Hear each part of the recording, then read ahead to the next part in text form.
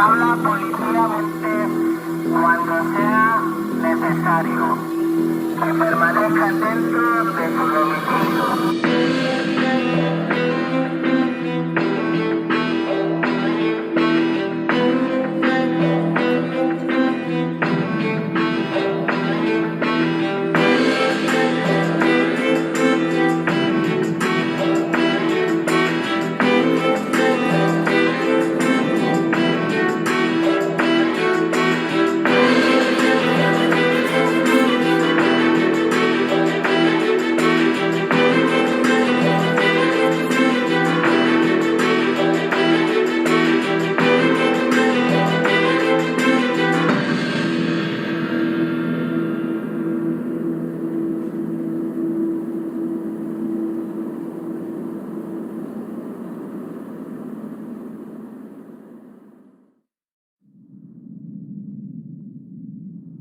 De tempos em tempos, a humanidade enfrenta uma grande crise.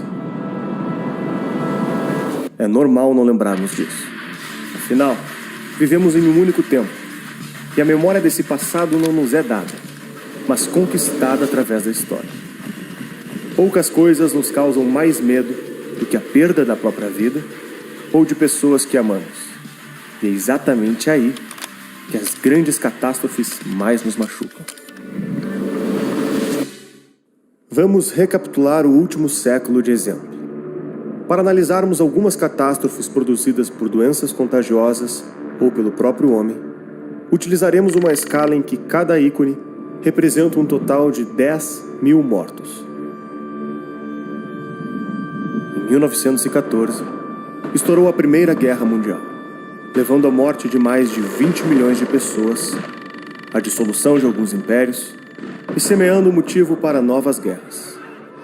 Em 1917, a Revolução Russa dá início a um regime que levaria a vida de 20 a 60 milhões de pessoas, dependendo da fonte histórica. Em 1918, uma pandemia de influenza, conhecida como gripe espanhola, espalhou-se pelo mundo. Estima-se que contaminou mais de 500 milhões de pessoas, causando a morte de 50 milhões delas. Em 1939, a Segunda Guerra Mundial tem início, responsável pela morte de mais de 60 milhões de pessoas. A penicilina só passou a ser utilizada a partir de 1940. Até lá, a expectativa de vida em cidades desenvolvidas como Londres ou Nova York era de apenas 45 anos. Doenças como pneumonia, tuberculose e sífilis eram extremamente fatais antes do uso de antibióticos. E mesmo com tratamento, elas ainda matam milhões de pessoas todos os anos. Em 1945, o fim da Segunda Guerra Mundial dá início à Guerra Fria, responsável por dezenas de revoluções como o Vietnã, China e Cuba. Essas revoluções somam mais de 80 milhões de mortos ao redor do mundo. Só na década de 80 que a AIDS foi descoberta. A doença até hoje não tem cura. E estima-se que mais de 40 milhões de pessoas estão atualmente contaminadas. Ela é responsável pela morte de 2,8 milhões de seres humanos todos os anos. Apenas no século XX, também tivemos muitos outros vírus que assustaram a humanidade.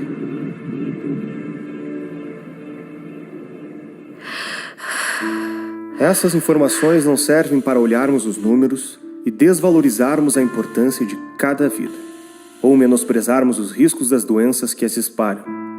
Pelo contrário, serve para prestarmos mais atenção na hora de enfrentá-las através da nossa infraestrutura social e psicológica. Também serve para outra coisa: lembrarmos que, infelizmente, nenhuma dessas doenças até hoje conseguiu vencer o número de mortes causados pelo próprio ser humano, muito menos pela pobreza. Isso não quer dizer que seja impossível, mas quer dizer que até aqui nos mostramos tão ou mais perigosos que os vírus mais contagiosos e mais letais.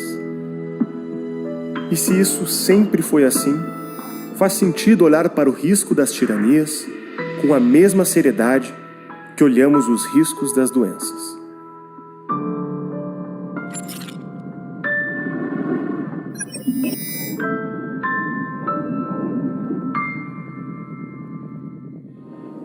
Muitos sacrifícios foram feitos para evitar a proliferação do Covid-19. A justificativa é sempre a mesma: impor sanções individuais é o único caminho para frear o prejuízo coletivo.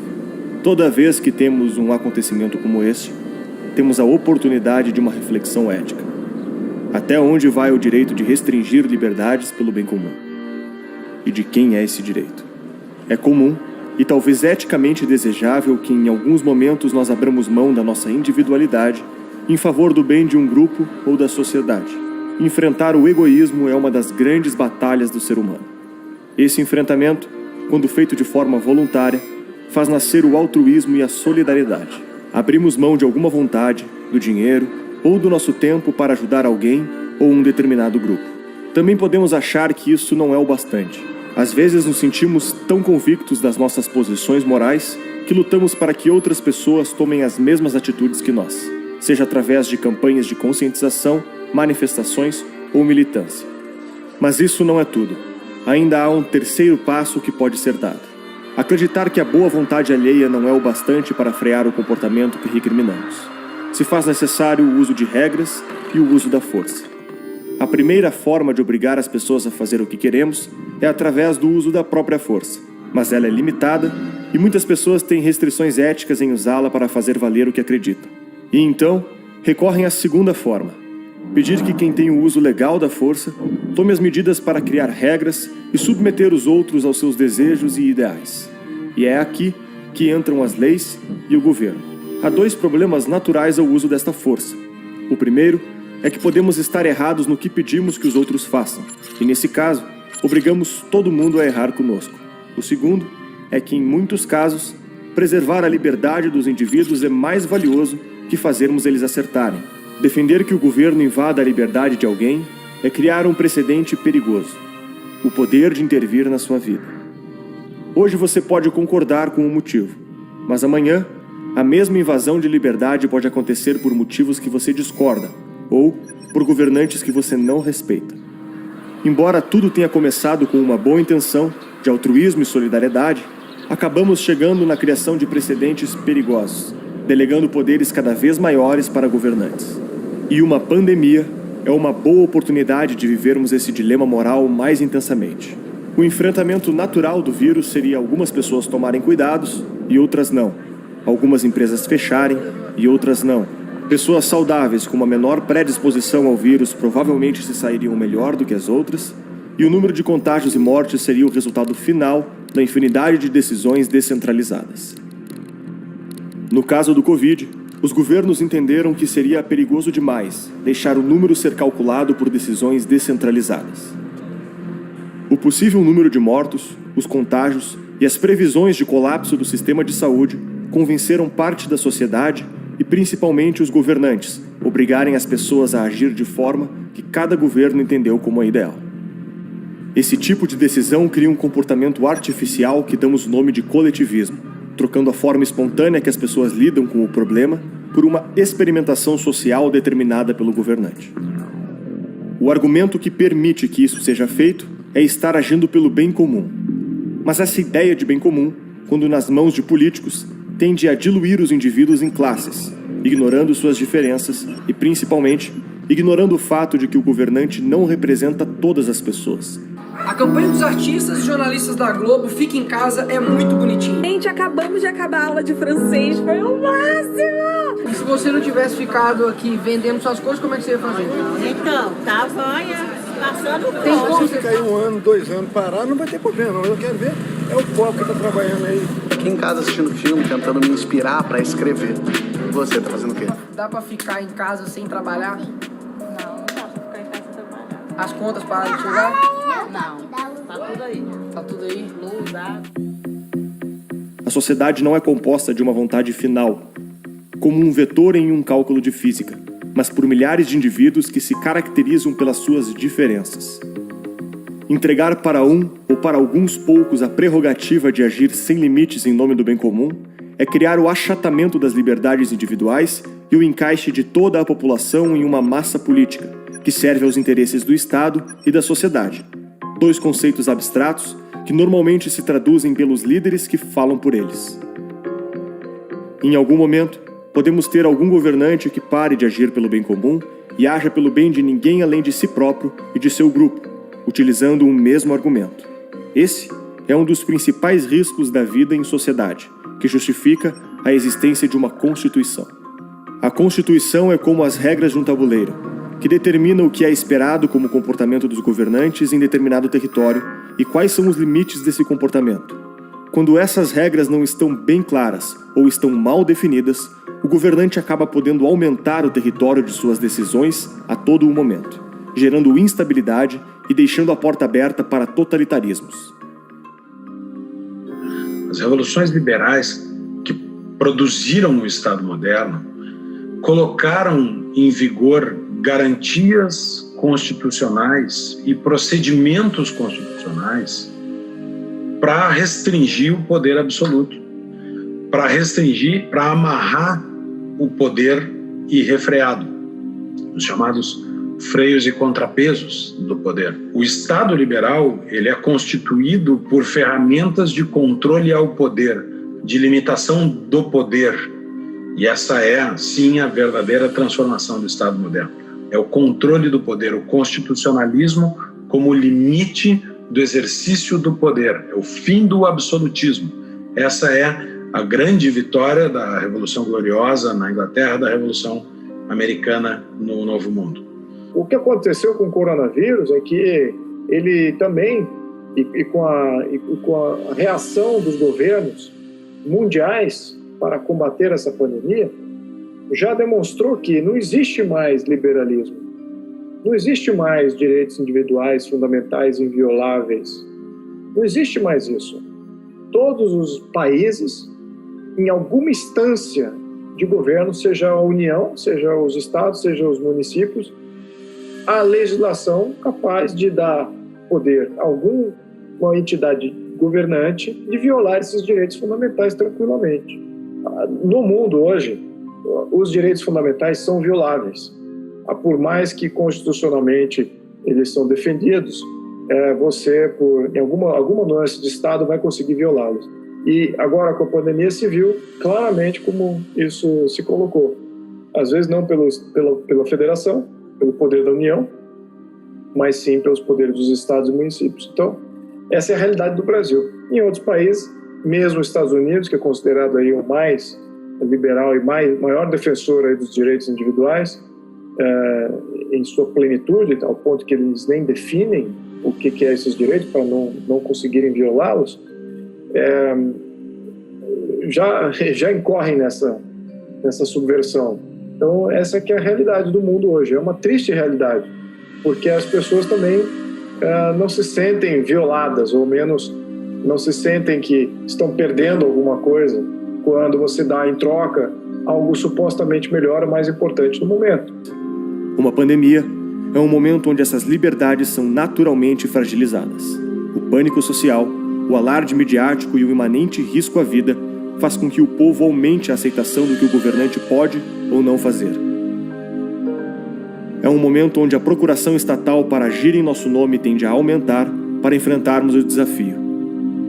Mas quando, por alegarmos defender as pessoas de um vírus, submetemos a sua liberdade e tiramos dela o direito ao trabalho e a tentativa de sustentar sua própria família, será que é correto dizer que estamos agindo em nome do bem comum? Quando, em troca de proteger as pessoas, as obrigamos a concordarem conosco, diminuindo a margem para agirem ou se manifestarem contra. Será que a dignidade humana continua em cena? Ou se trata de uma outra maneira de governar a sociedade? Esse dilema é a pedra filosofal de onde partem todas as diferentes interpretações sobre como lidar com os problemas sociais. No caso de um vírus, não é diferente. Se quisermos levar a discussão a sério, precisamos compreender qual o conjunto de valores que determina a nossa expectativa para o papel do Estado. Entre em nosso site e saiba como ter acesso às entrevistas e cursos exclusivos. A partir de R$10 por mês, você já pode se tornar um membro da Brasil Paralelo. Contamos com você.